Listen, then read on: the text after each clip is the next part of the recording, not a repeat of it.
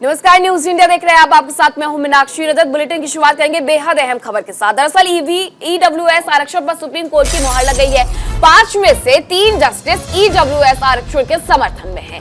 2 justice ने EWS आरक्षण का विरोध किया है, जिसमें सीजेआई यूयू ललित भी आरक्षण के खिलाफ है। साथ ही जस्टिस रविंद्र भट्ट ने भी ईडब्ल्यूएस आरक्षण के खिलाफ अपना यहाँ पर बयान दर्ज कराया है। जस्टिस बेला, जस्टिस पाडरीवाला आरक्षण से सहमत है। साथ ही जस्टिस माहेश्वरी ने भी ईडब्ल्यूएस आरक्षण को सही माना है। इस वक्त की ये बेहद अहम और बड़ी खबर, जहां आर्थिक तौर पर मिल रहे आरक्षण जो कि 10% होता है, उस व्यवस्था पर आज फैसला सुनाया गया है। तमाम याचिकाएं यहाँ पर दाखिल की गई थी इसे रद्द करने को लेकर के, लेकिन ये 5 बेंच के पास भेजा गया, 5 सदस्यीय बेंच के पास, और आज इस पर बड़ा फैसला आया। साफ तौर पर यहां मोहर तब लग गई जब 3 जज ने इसके समर्थन में अपना फैसला दिया।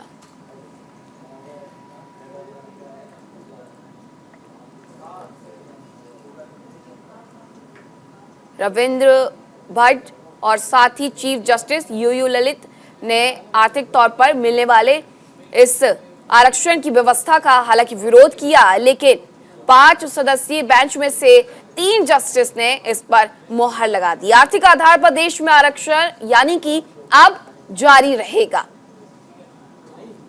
चीफ जस्टिस यूयू ललित की अध्यक्षता वाली 5 सदस्यीय संवैधानिक बेंच में से 3 जजों ने आरक्षण के पक्ष में अपना फैसला सुनाया है। इस तरीके से अब ये क्लियर हो गया है कि ये व्यवस्था आगे भी लागू रहने वाली है। जस्टिस माहेश्वरी ने हालांकि इस दौरान कहा कि आर्थिक आरक्षण संविधान के मौलिक ढांचे के खिलाफ नहीं है। 103वां संशोधन वैध है।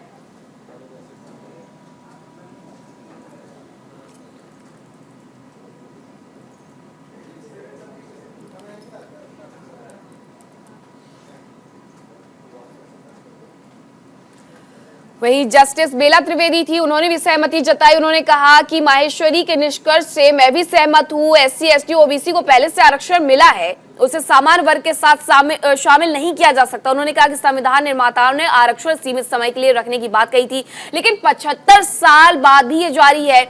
जस्टिस पाडरीवाला ने भी फैसला पढ़ा, उन्होंने भी अपने फैसले में इसका समर्थन किया। हालांकि इस दौरान जस्टिस रविंद्र भट्ट ने असहमति जताई और साथ ही चीफ जस्टिस यूयू ललित ने भी असहमति जताई है। लेकिन 5 सदस्यीय बेंच के पास जब ये पूरा मुद्दा गया और आज ये फैसला सुनाया गया, तो 3 जस्टिस ने इस पर सुप्रीम मोहर लगा दी, यानी कि ईडब्ल्यूएस पर सुप्रीम मोहर लग चुकी है। 10% जो आरक्षण दिया जाता है वो इसी तरीके से जारी रहेगा। सुनवाई 27 दिसंबर को हुई थी, फैसला सुरक्षित रखा गया था और आज ये फैसला पढ़ा गया है।